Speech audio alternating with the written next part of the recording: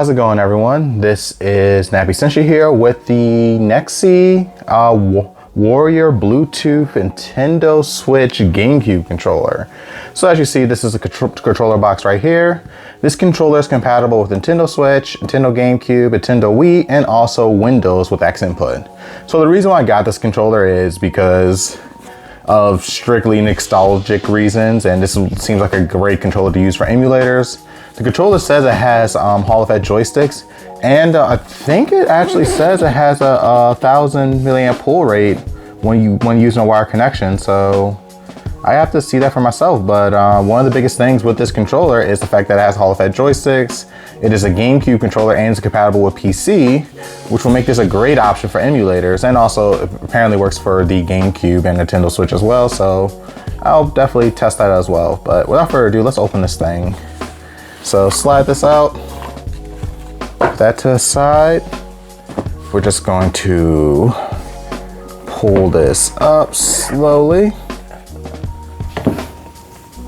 All right, pack accessories. Well, let's pull out the controller first. Put this up here.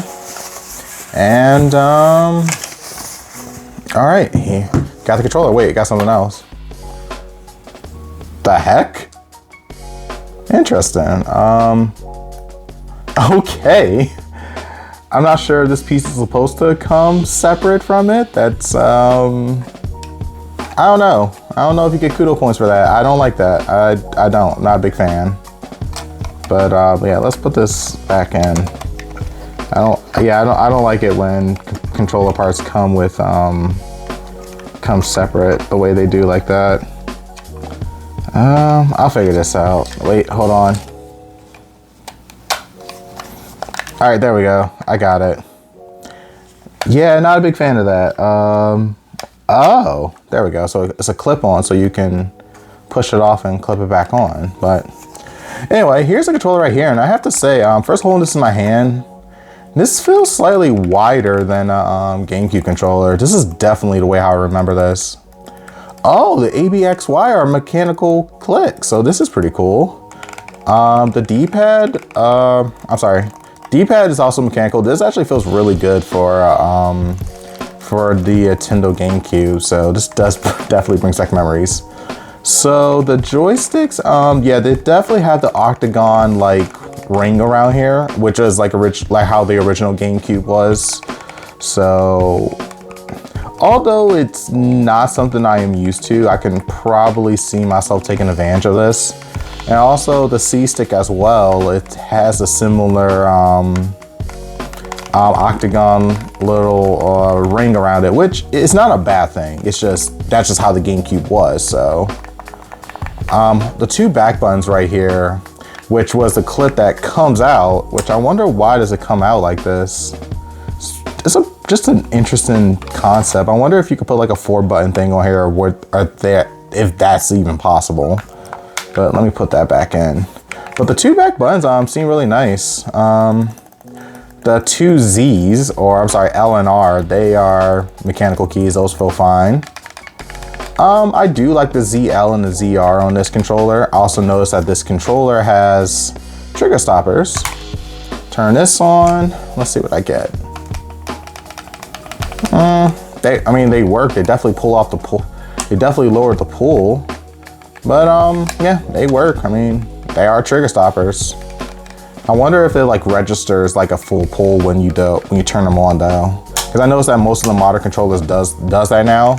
So I'm really curious about this. It looks like, oh, here's the parent button, USB-C port for you to charge it. And yeah, that's pretty much it about this controller. Let's see what else I get in here besides accessories. Get the Warrior book. Tells me all about all the accessories. Ooh, do I get 2 rings? Let's see. We are here for gamers. All right. Contacting the service team for the returns or exchange. Simple and returns in the past. Send the product back to an extent. Okay, cool. Our official stores on Amazon, their official website, and yeah, cool. You can find them on their social media sites. Cool little pamphlet. Still, I want the accessories. Here we go. I got the accessories. Let's see what I get. Oh, okay. Well, there we go. All right, as far as accessories go, we're gonna open this thing up. All right, so this is cool. So you get the GameCube receiver, which, hold on, let me pull this out. Yeah, this is actually cool. So the receiver and has a little GameCube port. So if you do have a Nintendo GameCube and you're looking for wireless controllers, this might actually be a valuable option. So I'm gonna set this to the side. I'm pretty sure for like, for a Nintendo Switch and for PC, like you just use a Bluetooth connection. I have a spare back thing. That's interesting. Why does this come out? Like, what's the difference? Oh, I see now. I do see the difference. Okay, so I do see the difference with this. So this one kind of got like a little rubber thing around it to keep it smooth. And I think this one, if I put this one in,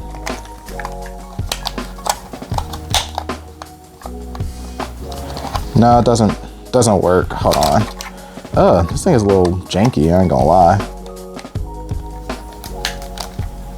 All right, I got that one in. Okay, so this one is if you don't like the back buttons, it just removes the back buttons for you. But I like back buttons, so that's pretty cool. So I see now why they do this. So they give you one back piece if you want back buttons.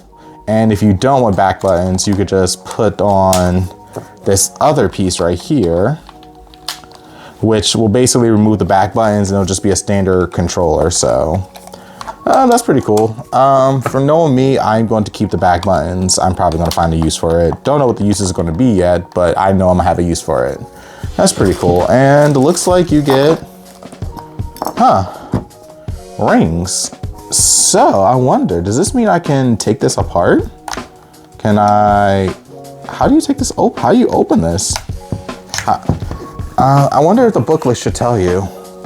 Pretty sure the booklet does. If I were to take off these rings.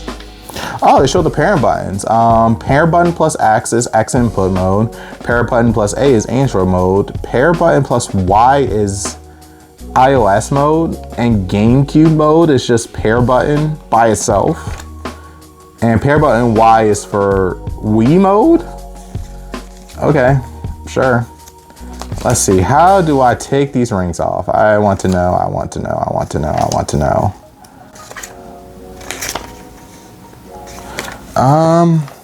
Interesting. So it doesn't tell you how to pop off these rings.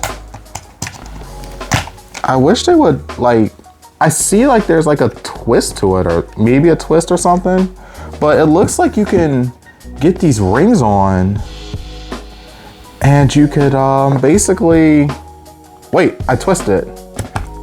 Wait, so it's a twist. So you twist it and, hold on a second. Let me get my prying tool. I'll be back. All right, I am back.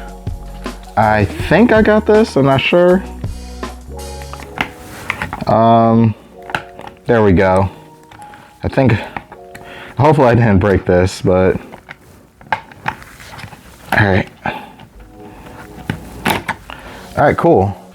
So you got the ring off and, okay, so it does slide in. So what I would do is I will put, no, this one doesn't go in. So, they're not the same. Got it. And twist it to lock. Got it. All right. Ooh, that took a little bit, but I got it. And ooh, yeah, this ring is actually a lot better. So I like that. So basically, you twist to the left, and then you're able to like pull it off. I would grab a pry tool, and there we go. Got it. So take it off to the left. You can use a prying tool. Takes it off. Now let's put the original stick back on. All right, and let's put this ring in. So basically you want to put it in like this first, where the lips on the top and the bottom, and you want to twist it to the right for righty-tighty. So there you go, it's locked in place. So lefty-loosey, righty-tighty. All right, I pretty much got it. This is pretty cool. Oh, you also get a USB-A to USB-C cable.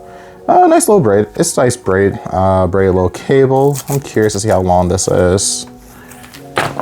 Ooh. All right. Got like a little 3 meter, 6 feet cable, USB-A to USB-C cable. Really thin though, so. But yeah, without further ado, let's put this on, hook this up to my PC, do an input latency test. I'm definitely gonna have to change out the ring for the input latency test because this octagon thing can really screw, I can see it screwing with the input latency test, but also just doing joystick accuracy test, input latency test, and yeah, let's go play some official Nintendo games with this controller and some games that are not meant to be played with this controller on PC. So yeah, I'm excited, but without further ado, let's move on with this video. Hey guys, how's it going? So I have the controller right here and I have X input tester on right now. So we're going to do a joystick accuracy test with this controller. And one thing I do want to point out is that currently I have the octagon ring on this controller, which I already know severely is going to mess with this controller's joystick accuracy, which I don't expect this to be good, but just for shits and giggles, we're going to do this anyway. So without further ado, let's test the joystick accuracy for both of these sticks because this one got the small little mini stick. All right, let's talk this out. Bam, bam, bam, bam, bam, bam. Ooh, this is bad. I mean, I couldn't expect anything better than this, so it doesn't surprise me one bit. The C stick actually surprised me pretty much, but this stick, yeah, this is just what I expected. So the reason why the joysticks are like this for this joystick accuracy test is because of the octagon ring. So what I can do is actually switch this out with a regular ring. So say for instance, I want to twist this like this, and then I pull the stick to pull off the whole ring, pull this out, put the stick back on, and put the regular ring in.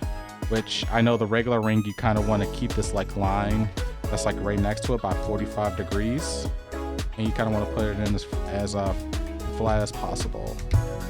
So there we go. Got this in. You want to twist it, make sure it's locked in.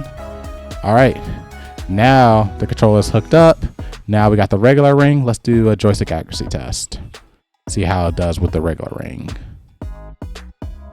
Oh. That is bad. So it looks like it's fixing itself up a little bit better. I'm kind of curious because it's still having a hard time reaching certain areas. Maybe if I was to turn this controller off and turn it back on with the regular ring on it, maybe that's might help it out a little bit. All right, so now I got the regular ring. I restarted it. Let's see if this makes this any better. Wow, it makes a major difference. Okay then, so what do we learn, people? If you are to switch out, if you start off the controller with the octagon ring on or the regular ring, and you are to do an accuracy test, make sure to restart the controller to have the best accuracy you can get, whether you use the regular ring or the octagon ring. But that's a cool thing to learn. But I guess without further ado, let's do a input latency test with this controller. All right guys, so here we are in X input tester, and here I have the controller right here with the standard regular ring around this controller, and as you see I got the octagon ring right here taken off. So I have a wire connection and we're going to do an input latency test starting off with a wire connection. So without further ado, here we go. A lot of sevens. Okay, so it looks like you aim for got an average input latency of 6.54 with a polling rate of 152. I would say that this controller looks like I see a lot of 3s and 4s and 7s. This is actually really decent. So it looks like with the wire connection, it's trying to hit a polling rate of like 8 milliseconds, but it's trying to aim a little bit higher. So yeah, I guess with the wire connection, you should select the 8 millisecond input latency, which isn't bad at all. It's probably not the best for most competitive scene, but yeah, this is not bad. But without further ado, let's do a test, and we're going to test this with the Bluetooth connection. Hey guys, how's it going? So now I have the controller hooked up to my PC via Bluetooth connection with X input mode. So without further ado, we're going to do a input latency test using a Bluetooth connection. Let's see how this goes. All right, I see a lot of sixes. A lot of six. So it looks a little bit better than with a wire connection. An average input latency of 26. Oh, I see. The maximum right here, 19,689. Ooh, that threw that number off completely. But that is the only outlier out of this. But looking at this is like it's aimed for 6 to 12. So I'll definitely say like this is more so of an 8 millisecond input latency. Let's actually run this again. So I'm gonna X out of this. Let's open the second one up just to give it a fair shake. All right, input latency test number 2. Going down, scrolling, and all right, there we go. That's actually much better. So input latency of 12.64. Outlier, god damn it. It still has this crazy outlier right here that's throwing off this number. So I would definitely say like this is like, looking at the numbers, majority of the numbers, it looks like a 6 millisecond input latency with a couple of outliers like with 12, 12, 12 right here. So I would definitely say that this controller probably is like in around 8 milliseconds, which again is actually really decently fine. So this is like perfect. This is actually good as a standard GameCube controller. So, but without further ado, we're going to do one more input latency test and we're going to actually use the dongle. So let me get that set up. All right guys, so I am back. So right now I have the controller hooked up via the wireless dongle that's used for the GameCube and PC right here. So now that this is connected and is functioning, we're going to do an input latency test with this. Hopefully this should be the best one. We'll see. Okay, so I see a lot of 5s, a lot of 9s actually. I can't tell if it's 5s or 9s. Interesting. All right, so I actually had the most outliers out of this, but it has a average polling rate of 6.49 with a polling rate of 153 with a couple of outliers here that's throwing this number off. Scrolling up, I can see that there is a lot of, and it's all over the place. It's like a lot of 3s, a lot of 5s, a lot of 9s. These look couple of outliers, But yeah, I would definitely say overall that this controller is an 8 millisecond input latency device, just judging based off of all these numbers. But yeah, there you go. Well, that will be it for all of the input latency tests for this controller. All right guys, real quick, I'm going to show you how to program the 2 programmable back buttons on this controller. So as you see, I currently got the programmable back button plate on the back of this controller with these 2 buttons right here. So to program both of these buttons is really easy. So what you want to do is you actually want to hit this gear wheel and one of the programmable back buttons at the same time. So once you hit it, you will feel it vibrate. Then you want to hit a button that you want to associate that programmable back button with. Then all of a sudden hit the back button again. And as you see, the blue LED right here is now blue, letting you know that this button is actually programmed. And as you see, I press it, it's now programmed to the button I pressed. Now if I want to clear all button controls, all I have to do is just hold the gear wheel for about 3 to 4 seconds and it will clear all the button configurations that have been programmed on this controller. All right guys, so now I'm going to show you guys how to program turbo on this controller. So if you actually look on the back of this controller right here, you will notice that there's this button in the middle. So this button in the middle is used for programming turbo mode on this controller. So to activate turbo mode for any of these buttons, what you want to do is basically hold the corresponding button and you want to press the turbo button at the back of the controller.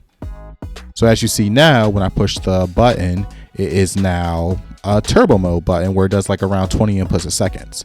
Now, if you want to do it where you don't have to hold the button for turbo to activate, what you want to do is hold the button again, push the turbo button again, and there you go. Now, if you just want to toggle turbo on for the button, you can by pushing the button once to toggle it on, pushing it again to toggle it off. And if you want to clear turbo mode for the button that you have turbo currently programmed to, all you gotta do is just hold the button that currently has turbo mode programmed and you push the back button and there you go. Now the button is a regular button again. And that's how you program turbo mode for this controller. All right, now, so I've been using a NYXI gaming controller for quite some time, and here are my thoughts on this controller. Overall, I have to say that this is by far the best modern day GameCube controller that you can currently get on the market. If you are looking for a controller today for the GameCube or like a wireless controller, I can definitely recommend this controller if you still have your GameCube or Wii that's just sitting there collecting dust and you want to play like some of your old games from time to time. This is definitely the perfect controller to be able to plug into your GameCube and Wii and have a wireless connection, and to have a good old time playing all your old GameCube/Wii games. I also like the fact that how versatile this controller is. I like the fact that this controller has a back plate on it that usually has like a regular back plate, and then you can take off the back plate and replace it with a back plate that has 2 programmable buttons and adds turbo function to the controller. So it's like you're playing with a pro GameCube controller, which we don't get too much of nowadays. I also like the fact that the controller has these joystick rings that you can take off. So if you want the old classic experience of GameCube, you can keep the octagon joystick ring on there. Or if you want the modern day like smooth circle approach, you can actually take off the joystick ring for the octagon one and put on the regular one, so that way you can have that smooth circle. And you can do that with actually both joysticks, with the regular stick and the C stick. And also like the fact that you can replace the C stick with a modern day joystick, which to me is like a really big thing for me. I have to say, if you're also someone who's into the Super Smash Bros. Scenes or playing any other games that play like one of those Super Smash Bros. Games, I'll have to say that this controller is definitely great for Super Smash Bros. Games and other titles that are inspired by Super Smash Bros. Using this controller or any of those games like this, it just feels great. The joysticks are great, the button presses feel great, the left trigger, right trigger, also the trigger stoppers that's on them is also great for me to have those precise movements for me to dodge and block it. If you are someone who's probably in the competitive scene as well with like Super Smash Brothers, especially if you could take the plate off and put the regular plate on, I think that this will be a valuable option for those people who are in the competitive scene when it comes to Super Smash Brothers titles or any other of the other Super Smash Brothers like titles that are out there. As a PC controller, I'm surprised that this controller actually performs pretty well. So when I was playing FPS games with this controller, I heavily relied on the 2 programmable back buttons because of the ABXY layout is not the traditional ABXY layout. So using this in FPS games with the 2 programmable back buttons, I can definitely say like this controller feels great for FPS games. Also playing other games like Monbay action adventure RPG hack and slash game, the controller performs perfectly fine. I had no issues when it comes to playing those type of games with this controller. Now when it comes to fighting games, it depends on the fighting game, but you may have run into a little bit of issues. So when I was playing Tekken 8, because of the layout of the ABXY, the game, it felt a little weird to me. It was like Y was over here, X was over here, A was over here, B was over here, and everyone knows that in Tekken 8, like each button controls like a certain limb on the character, and because it's GameCube's unique way, you may have to remap the buttons first before playing Tekken with this controller, or you could be like some crazy person that would just say screw it, I can play Tekken with a GameCube controller. I mean, it's a nice flex if you can do it, but I wouldn't recommend it. And also for those people who are into emulation, I can definitely say that if you are into emulation, that this controller is definitely made for it. Using this controller like with some custom like emulation mod projects, I have to say that this controller works great for the emulation on the Android and on the PC side. So if you're someone who's into that emulation and want to get like an authentic controller to give you close enough feel to the legit GameCube, if you have a hard time finding a GameCube on the market, then yeah, this controller is definitely great for those people who want to use it for emulation. I can recommend this controller. Overall, if I was to give this controller a 1 out of 10, I can't really give this controller like a 1 through 10 rating, because this controller is technically like a niche controller for all those people who love the GameCube era. I can see you purchasing this controller, and those people who don't really care about the GameCube era, then they probably will look at this controller and be like, oh, what is this? This ain't nothing. So I'm not going to give it a 1 through 10 rating. I will say this. If you are looking for a controller, a modern day controller that has the GameCube button layout and has like some modern features, this is your controller for you.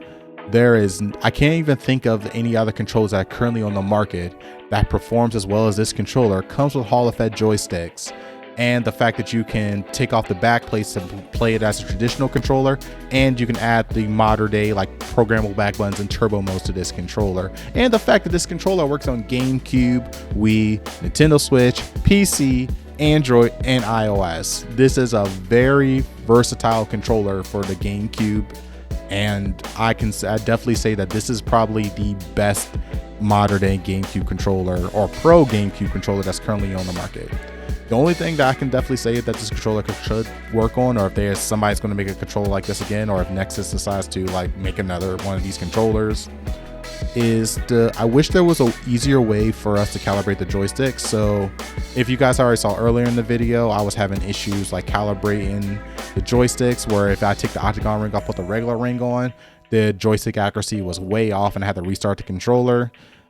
It would be nice if there was like a button that will allow you to recalibrate the controllers for both the regular stick and the C stick, so that way when you are switching the rings out, you can still get that full range of motion on both sticks, regardless if you keep on switching the rings or not. But that's my only gripe with the controller. But other than that, this controller is honestly a great GameCube controller, and I highly recommend this controller for people who are looking for the traditional GameCube experience and for people who are looking for the modern day GameCube experience. Alright guys, so that is it for this video. If you found this video helpful and you made it this far, you should do me a favor and hit that like button for me. Also, don't forget to subscribe to the YouTube channel. Like I said before, any support will be very helpful. I really do appreciate all the people who like my videos and find my videos very helpful, and also the people who leave comments. I try to engage in comments as much as possible, and also I try to give you guys the most helpful content when it comes to picking out one of these controllers or whatever you guys wish to use the controllers for. But until then, I'll see you guys next time. Peace.